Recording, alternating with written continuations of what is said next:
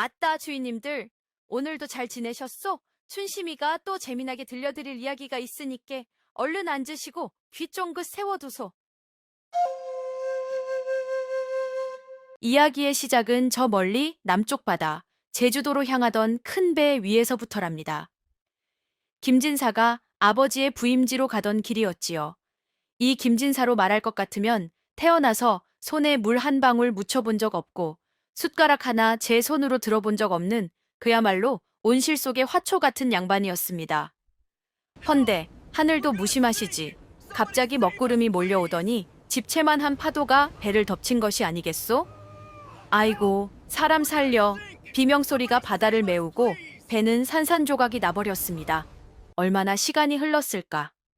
뜨거운 태양이 내리쬐는 어느 낯선 모래사장 위. 정신을 차린 것은 김진사와 그의 집안 여종 둘, 덕이와 분이뿐이었습니다. 김진사는 젖은 도포자락을 힘겹게 끌며 일어났습니다. 갓은 어디로 갔는지 상투는 풀어 헤쳐져 엉망이었고 입안은 소금기로 쩍쩍 갈라졌지요. 그는 습관처럼 호통을 쳤습니다. 걔 아무도 없느냐. 목이 마르구나. 당장 냉수 한 사발 대령해라. 하지만 돌아오는 것은 파도 소리뿐. 저 멀리서 부엌대기 여종 덕이가 깨진 바가지 조각으로 모래사장을 파고 있었지요. 김진사는 비틀거리며 덕이에게 다가갔습니다. 인연, 상전이 물을 찾는데 들리지도 않느냐. 어서 물을 떠 오너라. 그때였습니다. 땀을 뻘뻘 흘리며 흙탕물을 퍼내던 덕이가 천천히 고개를 들었습니다. 그녀의 눈빛은 한양에서 보던 순종적인 종의 눈빛이 아니었습니다. 생존을 위협받는 맹수의 눈빛이었지요. 덕이는 차갑게 쏘아붙였습니다. 목이 마르십니까, 나리? 그럼 무릎을 꿇고 직접 땅을 파시지요. 여기는 한양이 아닙니다. 나리가 마실 물을 내가 왜 팝니까? 김진사는 뒷목을 잡고 넘어갈 뻔했습니다. 이 무엄한 것, 네가 미쳤구나. 하지만 덕이는 대꾸도 하지 않고 등을 돌려버렸습니다. 이것이 바로 그 처절하고도 웃지 못할 무인도 생존기의 첫 장면이었답니다. 첫날의 충격이 가시기도 전에 무인도의 현실은 냉혹하게 다가왔습니다. 김진사는 여전히 자신이 양반이라는 착각 속에 빠져 있었지요. 그는 젖은 도포를 말리겠다며 나뭇가지에 걸어놓고는 헛기침을 하며 덕이와 분이에게 이것저것 지시를 내리기 시작했습니다. 분이야, 너는 저쪽 숲으로 가서 먹을 만한 과실이 있는지 살펴보거라. 덕이 너는 물을 더 확보하고 내가 쉴 만한 그늘을 만들거라. 하지만 두 여종은 콧방귀도 뀌지 않았습니다. 분이는 파도에 떠밀려온 밧줄 조각과 나무 판자를 주워 모으느라 바빴고 덕이는 숲속으로 사라져 버렸지요. 허허, 이것들이 단체로 실성을 했나. 김진사는 홀로 덩그러니 남겨졌습니다. 배는 꼬르륵거리고 목은 타들어가는데 할 수 있는 것이라곤 아무것도 없었지요. 그는 평생을 글공부만 했습니다. 공자왈 맹자왈은 줄줄 읊어도 당장 눈앞에 있는 야자 열매 하나 까는 법을 몰랐으니까요. 해질녘이 되어 덕이가 돌아왔습니다. 그녀의 품에는 산딸기와 알 수 없는 뿌리들이 한가득이었고 한 손에는 맑은 물이 담긴 큼직한 조개 껍데기가 들려 있었지요. 김진사는 체면도 있고 허겁지겁 다가갔습니다. 오, 덕이야. 역시 네가 재주가 좋구나. 이리 내놓거라. 하지만 덕이는 그를 세욱 지나쳐 분이에게 물을 건넸습니다. 마셔 분이야. 고생했어. 야, 이년아. 상전은 나다. 내가 먼저 마셔야지. 김진사가 발을 동동 구르며 소리쳤습니다. 덕이는 그제야 김진사를 쳐다보며 말했습니다. 나리, 이 섬에는 양반도 없고 상놈도 없습니다. 오직 일하는 입과 노는 입만 있을 뿐이죠. 노는 입에 들어갈 물은 없습니다. 김진사는 그날 생전 처음으로 목이 말라 울고 싶다는 생각을 했답니다. 자신이 평생 자랑해온 가문과 학식이 이곳에서는 썩은 지푸라기만도 못하다는 것을 뼈저리게 느낀 순간이었지요. 밤이 되자 무인도는 또 다른 얼굴을 드러냈습니다. 낮에 뜨거운 태양은 온데간데 없고 뼈를 애는 듯한 추위가 몰려왔지요. 분이가 주워온 마른 나뭇가지로 덕이가 부싯돌을 쳐 힘겹게 불을 피웠습니다. 따스한 온기가 퍼지자 김진사는 슬금슬금 불가로 다가갔습니다. 으흠, 밤바람이 차구나. 내 자리는 어디냐? 제일 따뜻한 안쪽 자리를 비워두었겠지? 김진사가 당연하다는 듯 불 곁에 엉덩이를 들이밀자 덕이가 발로 모래를 툭 차며 그를 막아섰습니다. 비키십시오. 거기는 바람을 막아주는 자리라 분이가 자야 합니다. 나리는 저쪽 바깥에서 주무시죠. 뭐라? 내가 바깥바람을 맞으며 자라고? 내년이 정령 죽고 싶은 개냐? 김진사가 눈을 부라리며 호통을 쳤지만 덕이는 꿈쩍도 하지 않았습니다.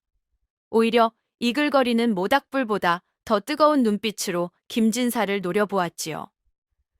나리, 오늘 하루 종일 뭐 하셨습니까? 손 하나 까딱 안 하고 그늘에 앉아 계셨죠?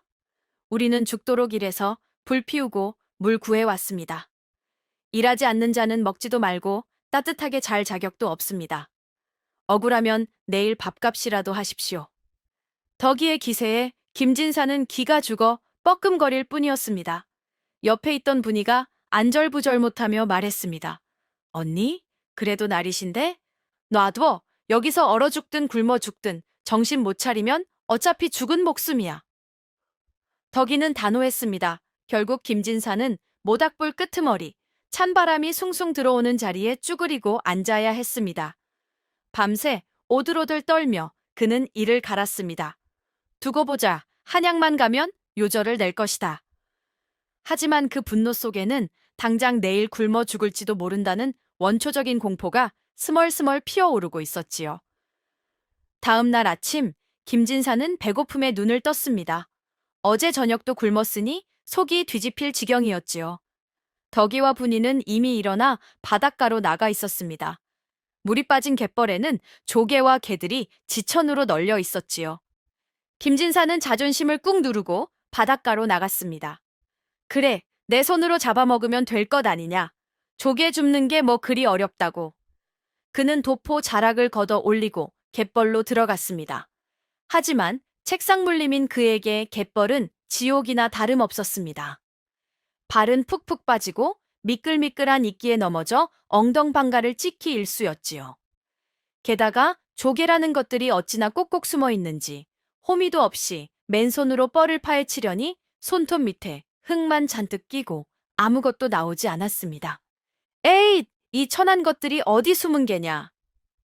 김진사가 흙탕물 튀기며 허둥대고 있을 때 분이가 다가왔습니다. 그녀의 바구니에는 이미 큼직한 조개들이 가득했지요. 분이는 한심하다는 듯 혀를 끌끌 차며 말했습니다. 날이 그렇게 마구잡이로 파면 힘만 빠집니다. 여기를 보셔요. 구멍이 뽕 뚫린 곳, 여기를 살살 파야 조개가 나옵니다. 분이의 시범을 본 김진사는 얼굴이 벌개졌습니다. 친모인 분이에게 조개 캐는 법을 배우다니 양반 체면이 말이 아니었지요. 하지만 배고픔 앞에서는 체면이고 뭐고 없었습니다. 그는 분이가 가르쳐준 대로 쭈그리고 앉아 조개를 캐기 시작했습니다. 한참을 끙끙대다 마침내 조개 하나를 손에 쥐었을 때 김진사는 묘한 희열을 느꼈습니다. 잡았다. 비록 손은 흙투성이가 되고 옷은 젖었지만 제 손으로 먹을 것을 구했다는 사실이 묘하게 뿌듯했던 것입니다. 저녁이 되었습니다. 덕이가 작살로 물고기를 몇 마리 잡아왔지요. 김진사가 캐온 조개 몇 개도 보태줬습니다. 덕이는 물고기 손질을 시작하며 김진색에 명령했습니다. 나리, 불 좀 지키고 계십시오. 이거 꺼지면 오늘 저녁은 생으로 씹어 드셔야 합니다.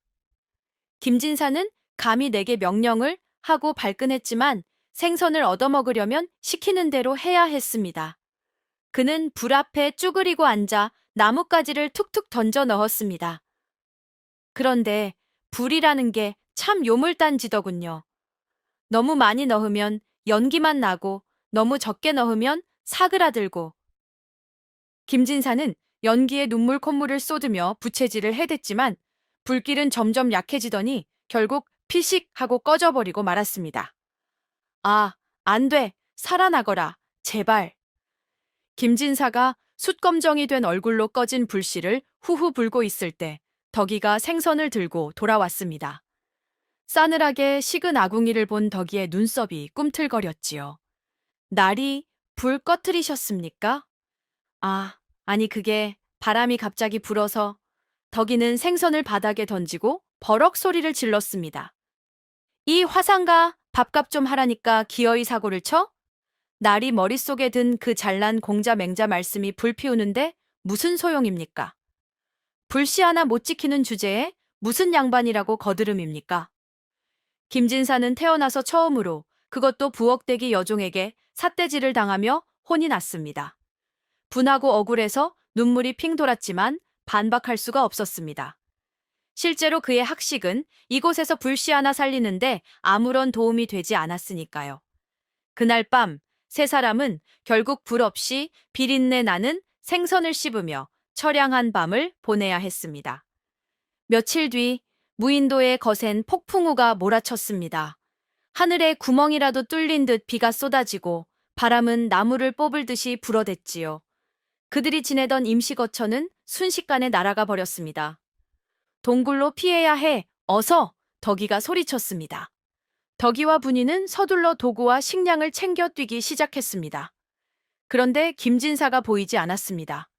뒤를 돌아보니 김진사가 무너진 거처 잔해 속에서 무언가를 필사적으로 찾고 있는 것이 아니겠소?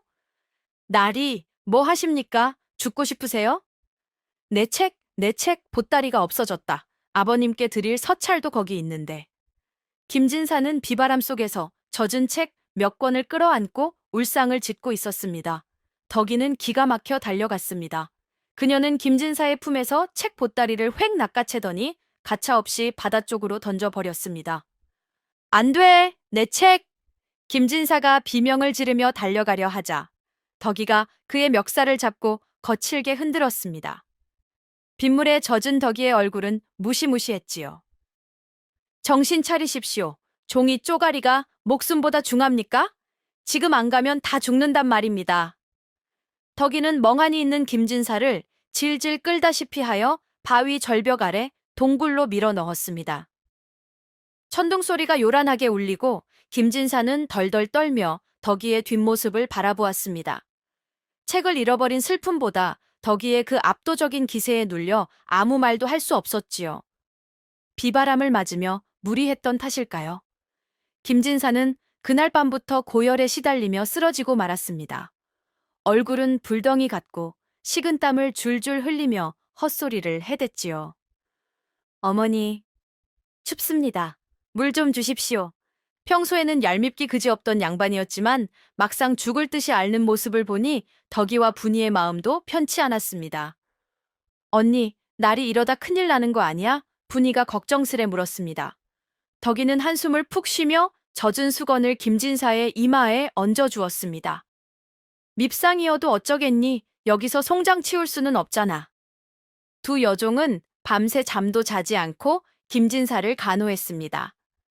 덕이는 빗속을 뚫고 나가 해열에 좋다는 약초를 구해왔고 분이는 그것을 입으로 씹어 으깬 뒤 김진사의 입에 흘려 넣어주었지요. 제발 살아나십시오, 나리. 살아서 한양 가서 우리 면천시켜 주셔야죠. 덕이는 투덜거리면서도 김진사의 손발을 주물러 주었습니다. 김진사는 꿈결 속에서 누군가가 자신을 따뜻하게 안아주고 보살펴주는 것을 느꼈습니다. 그것은 어릴 적 어머니의 품 같기도 했고 칠흑 같은 어둠 속에 유일한 빛 같기도 했습니다. 꼬박 사흘을 앓던 김진사가 마침내 눈을 떴습니다. 열은 내렸지만 몸은 천근만근이었지요. 그가 눈을 뜨자 가장 먼저 보인 것은 모닥불 옆에서 쪽잠을 자고 있는 덕이와 분이의 퀭한 얼굴이었습니다. 두 사람의 얼굴은 흙투성이의 피로가 가득했고 손은 약초 물이 들어 시퍼렇게 변해 있었습니다. 김진사는 순간 가슴이 뭉클해졌습니다. 이 아이들이 나를 살렸구나. 그는 평생 아랫사람의 노고를 당연하게 여기며 살아왔습니다. 하지만 죽음의 문턱을 넘나들고 나니 자신을 위해 헌신한 두 여종의 진심이 비로소 보이기 시작한 것입니다. 잠에서 깬 분이가 김진사를 보고 환하게 웃었습니다. 날이 정신이 드셔요? 김진사는 목이 메어 말이 잘 나오지 않았습니다. 그는 마른 침을 삼키며 더듬더듬 입을 열었습니다. 고맙다. 평생 처음 해보는 말이었습니다. 덕이는 퉁명스럽게 살아났으면 됐습니다. 밥값은 하셔야죠. 라고 대꾸했지만 그녀의 입가에도 희미한 미소가 번졌습니다. 그날 이후 김진사는 달라졌습니다. 그는 거추장스러운 도포 자락을 과감히 잘라내 묶어 올리고 누가 시키지 않아도 스스로 장작을 나르기 시작했습니다. 비록 힘은 없고 서툴렀지만 더 이상 짐이 되지 않으려는 그의 노력은 두 여종의 마음을 조금씩 움직이기 시작했지요. 무인도 생활이 길어지자 입고 있던 옷들이 해지고 찢어지기 시작했습니다. 특히 험한 일을 많이 하는 덕이의 옷은 거의 누더기가 다 되었지요. 어느 날 김진사는 분이가 바위에 앉아 무언가 아에 열중하고 있는 것을 보았습니다. 가까이 가보니 그녀는 식물 줄기에서 섬유를 뽑아내 꼬아서 실을 만들고 생선 뼈를 갈아 만든 바늘로 덕이의 옷을 기워주고 있는 것이 아니겠소? 아니, 분이야, 도구도 없는데 어찌 이런 솜씨를? 분이는 쑥스러운 듯 웃으며 말했습니다. 한양에 있을 때 어깨 너머로 배운 것들입니다.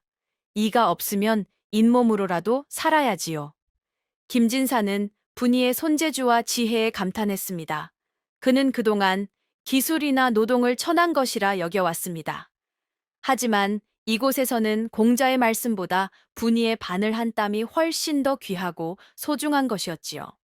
그는 분이 옆에 앉아 서투르게 실 꼬는 것을 도왔습니다. 내 옷도 좀 부탁하자꾸나. 엉덩이가 다 보여서 채통이 말이 아니다. 김진사의 농담에 분이가 까르르 웃음을 터뜨렸습니다.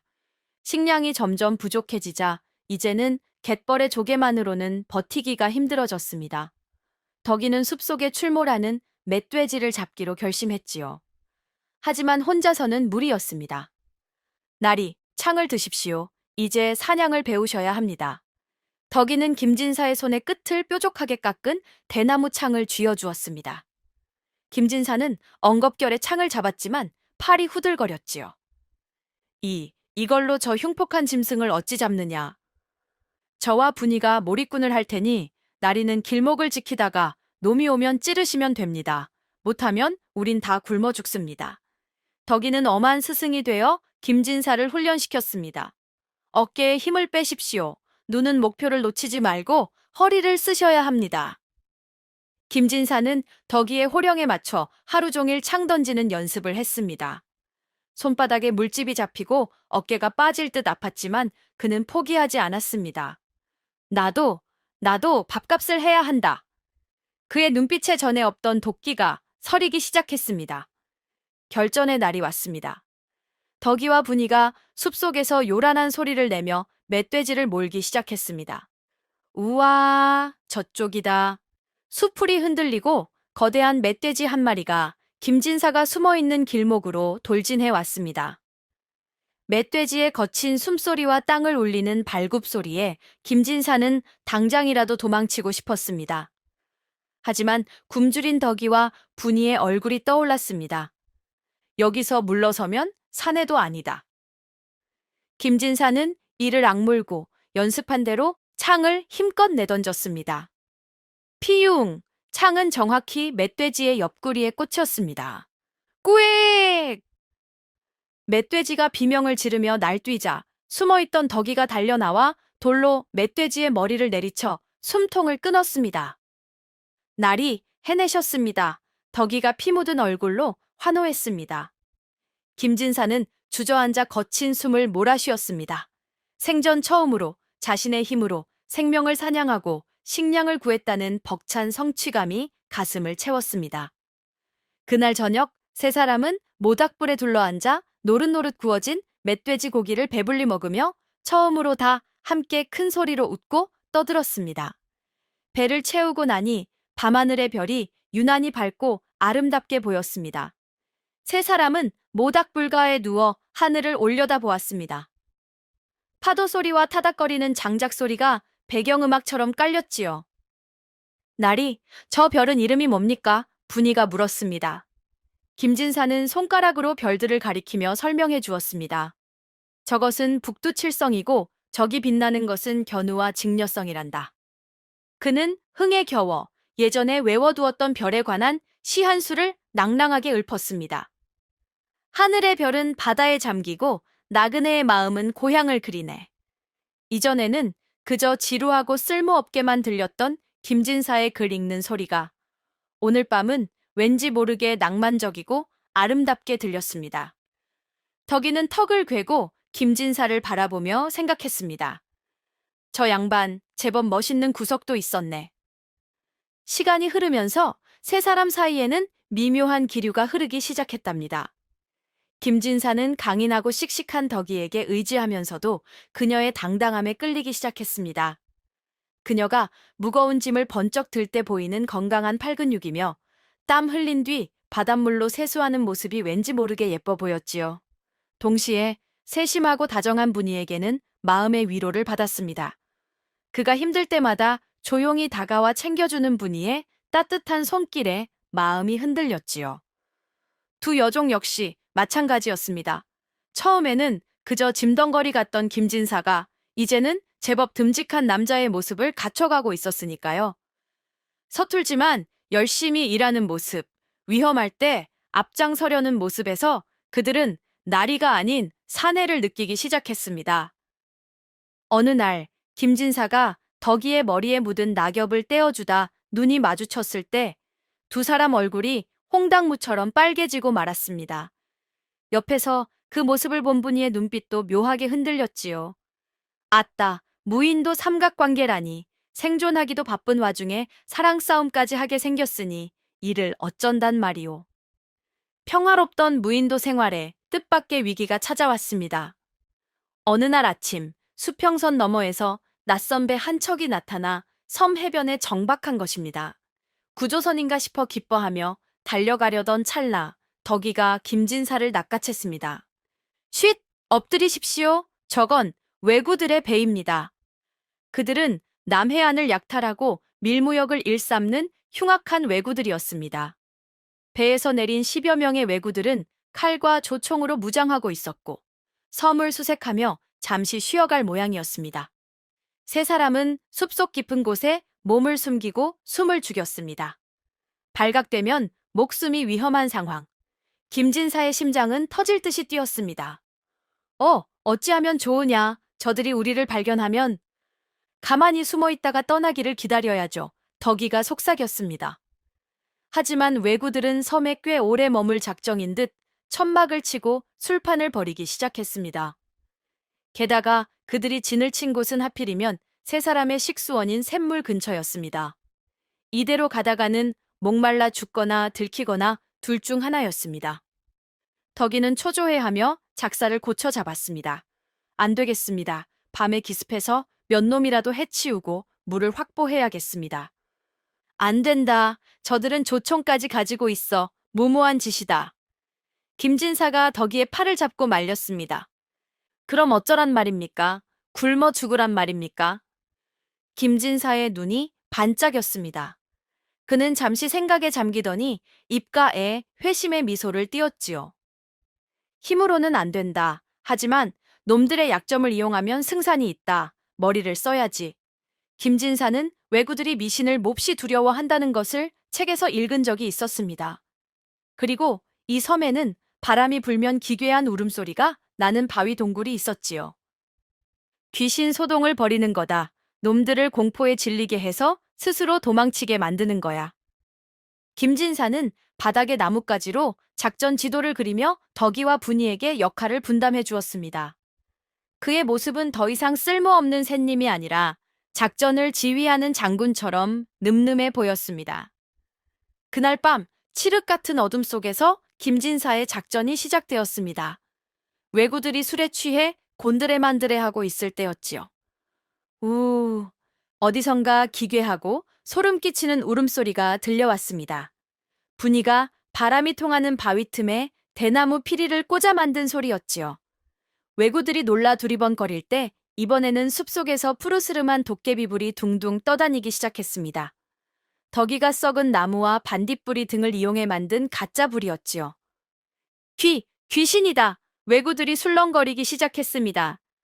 그때 바위 절벽 위에서 김진사가 하얀 천을 뒤집어 쓰고 나타나 웅장하고 엄숙한 목소리로 호통을 쳤습니다. 동굴의 울림을 이용해 그의 목소리는 천둥처럼 크게 들렸지요. 네, 이놈들. 감히 신성한 섬을 더럽히는 자들이 누구냐. 당장 떠나지 않으면 바다신의 노여움을 살 것이다. 동시에 덕이가 미리 준비해둔 바위들을 굴려 떨어뜨리자 쿠쿠쿠쿵 하는 굉음이 울려 퍼졌습니다. 공포에 질린 왜구들은 혼비백산하여 무기도 버리고 배로 도망치기 바빴습니다. 아이고, 살려주십시오. 도망가자. 왜구들의 배가 허둥지둥 섬을 떠나는 모습을 보며 세 사람은 바위 뒤에서 배를 잡고 웃었습니다. 하하하, 꼴 좋다. 나리의 목소리가 저렇게 큰 줄은 처음 알았습니다. 왜구들이 떠나고 난 뒤 해변에는 그들이 버리고 간 쌀과 술, 그리고 각종 도구들이 널려 있었습니다. 세 사람은 횡재를 한 셈이었지요. 덕이와 분이는 김진사를 바라보며 진심 어린 존경의 눈빛을 보냈습니다. 나리, 아니 대장님, 정말 대단하셨습니다. 저희는 상상도 못할 작전이었습니다. 덕이가 엄지손가락을 치켜쓰자 김진사는 쑥스러운 듯 코를 문질렀습니다. 아니다. 너희들의 용기가 없었다면 불가능한 일이었다. 덕이 네가 불을 만들고 분이 네가 소리를 내주지 않았느냐. 우리가 함께 해낸 것이다. 김진사는 두 여종에게 깊이 고개를 숙여 감사를 표했습니다. 양반이 종에게 고개를 숙이다니 한양에서는 상상도 못할 일이었지요. 하지만 이곳에서 그들은 더 이상 주인과 종이 아니었습니다. 몇 달이 지났을까? 이제 세 사람은 무인도 생활에 완벽하게 적응해 있었습니다. 움막도 제법 튼튼하게 지었고 텃밭도 일구었지요. 그러던 어느 날 수평선 멀리서 낯익은 깃발을 단 배 한 척이 다가오기 시작했습니다. 바로 관아의 수색선이었습니다. 배다, 구조선이다. 세 사람은 해변으로 달려나가 소리를 지르고 불을 피워 신호를 보냈습니다.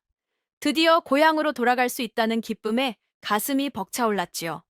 하지만 배가 점점 가까워질수록 세 사람의 얼굴에는 기쁨과 함께 묘한 아쉬움과 두려움이 스치고 지나갔습니다. 이곳에서는 서로가 평등한 동료이자 친구였지만 배를 타고 육지로 돌아가는 순간 다시 엄격한 신분의 굴레가 그들을 올가맬 것이기 때문입니다. 김진사는 다시 점잖은 양반이 되어야 하고 덕이와 분이는 다시 굽신거리는 여종이 되어야 했습니다. 이 자유롭고 평등했던 꿈 같은 시간들이 이제 끝나는구나. 세 사람은 말없이 서로를 바라보았습니다. 구조선이 해변에 닿기 직전 김진사는 결심한 듯 덕이와 분이의 손을 꽉 잡았습니다. 그의 손은 이제 부드러운 선비의 손이 아니라 굳은 살이 박인 투박한 사내의 손이었습니다. 잘 듣거라. 한양으로 돌아가도 너희는 더 이상 내 종이 아니다. 너희는 내 생명의 은인이자 내 인생의 스승이며 내 둘도 없는 벗이다. 김진사의 눈시울이 붉어졌습니다. 내 맹세하마. 돌아가면 너희를 반드시 면천시켜 양인이 되게 해주겠다. 그리고 평생 너희를 지키고 귀하게 여길 것이다. 이곳에서의 기억을 우리 셋만의 비밀과 우정을 절대 잊지 않을 것이다. 덕이와 분이의 눈에서도 눈물이 주르륵 흘러내렸습니다. 나리, 아니 대장님. 세 사람은 구조선이 도착하기 전 마지막으로 뜨겁게 포옹했습니다. 세 사람은 무사히 구조되어 한양으로 돌아왔습니다. 죽은 줄 알았던 아들이 살아 돌아오자 김진사 댁은 축제 분위기였지요. 김진사는 약속을 지켰습니다. 그는 아버지에게 간청하여 덕이와 분이를 면천시키고 그들에게 넉넉한 재물을 주어 자립할 수 있게 해주었습니다. 덕이는 작은 주막을 차려 솜씨 좋은 여주인이 되었고 분이는 비단 가게를 열어 솜씨를 뽐냈지요. 그리고 김진사는 어떻게 되었냐고요? 그는 다시 도포를 입고 갓을 쓴 점잖은 선비로 돌아갔지만 예전의 그 꽉 막힌 양반은 아니었습니다. 그는 백성들의 삶을 이해하고 실질적인 도움을 주는 훌륭한 관리가 되었지요. 그리고 비가 오는 날이나 유난히 별이 밝은 밤이면 세 사람은 아무도 모르게 김진사의 사랑방에 모이곤 했습니다. 그들은 활의 조개를 구워 먹으며 양반이 갯벌에서 뒹굴고 여종이 호령했던 그 무인도의 추억을 안주 삼아 밤새도록 웃음꽃을 피웠다고 합니다. 그때 날이 멧돼지 보고 오줌 지릴 뻔한 거 기억나십니까? 어허, 이 녀석이 그때 내 창 던지기 솜씨를 잊은 개냐? 세상의 눈에는 여전히 양반과 천민 출신이었지만 그 방 안에서만큼은 그들은 영원한 무인도의 대장이자 전우들이었답니다. 자, 주인님들, 무인도, 양반은 조개를 줍는다. 이야기는 여기까지입니다. 어떤 상황에서도 사람 귀한 줄 알고 서로 의지하며 사는 것이 최고의 생존법 아니겠소이까? 이 춘심이 다음에 또 재미난 이야기 보따리 들고 찾아오겠습니다요. 고맙소이다.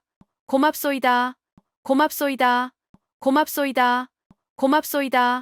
고맙소이다. 고맙소이다. 고맙소이다. 고맙소이다. 고맙소이다.